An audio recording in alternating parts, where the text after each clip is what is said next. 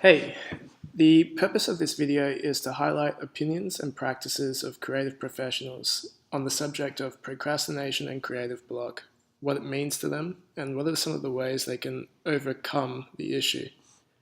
It's an issue that everybody faces, and I think it's an important one.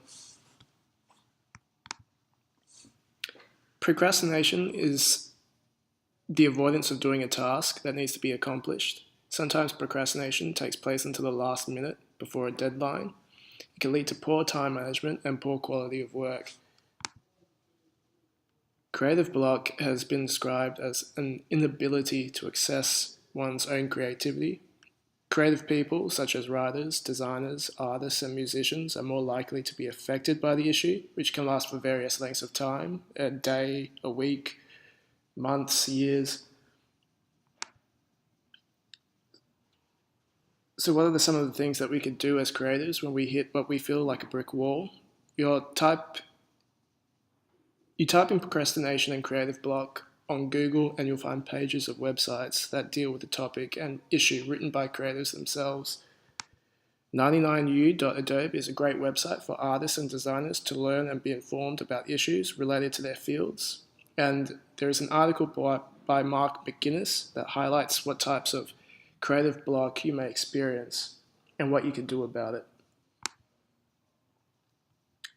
In the article, he discusses reasons for creative blocks and procrastination that people I interviewed for this stage shared similar reasons, including mental blocks, emotional barriers, bad work habits, personal problems, feelings of overwhelmed, and communication breakdowns with clients.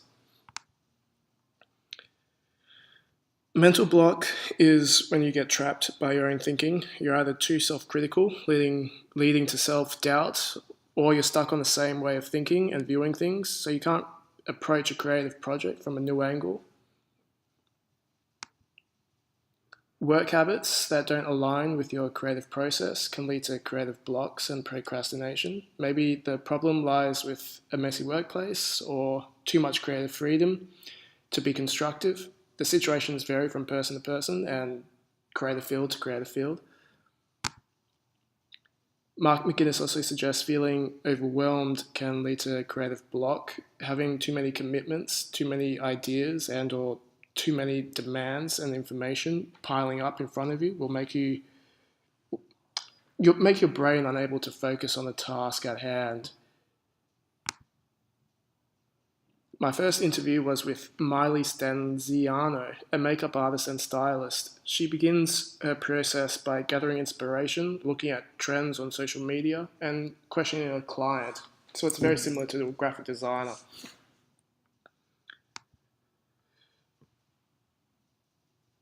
She stated that she had hit many roadblocks over the 6 years that she has been working as a makeup designer and artist. She'll go through what most people do when they are thinking about a creative problem. What the hell am I going to do?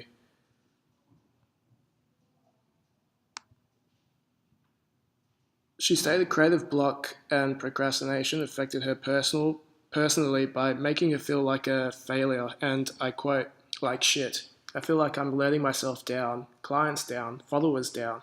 I feel as though I haven't given 100% of myself to the project.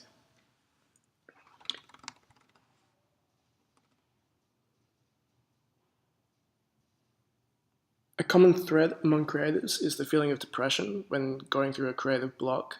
Millie stated she benchmarked success through sales, followers, page likes, and client satisfaction.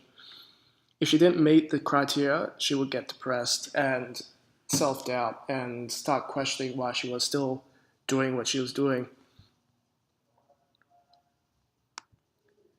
She addresses the problem of procrastination and creative block by relaxing, taking a step back from her work, spending time with friends and family, watching inspiring people, and doing things that make her happy. She states stuff like that reminds you of why you do what you do.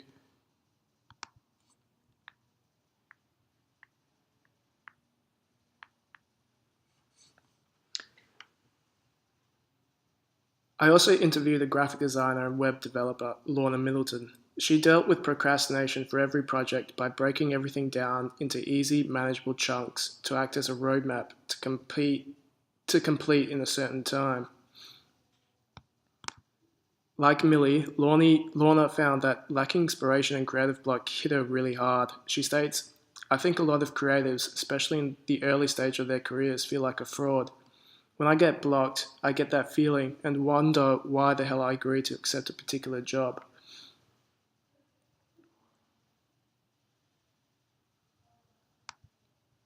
I learned a great deal from the two women I interviewed and spoke to. They are both from two completely different creative fields, but they share similar feelings and thoughts on the subject. Feelings of self doubt, feeling like a fraud, and anxiety.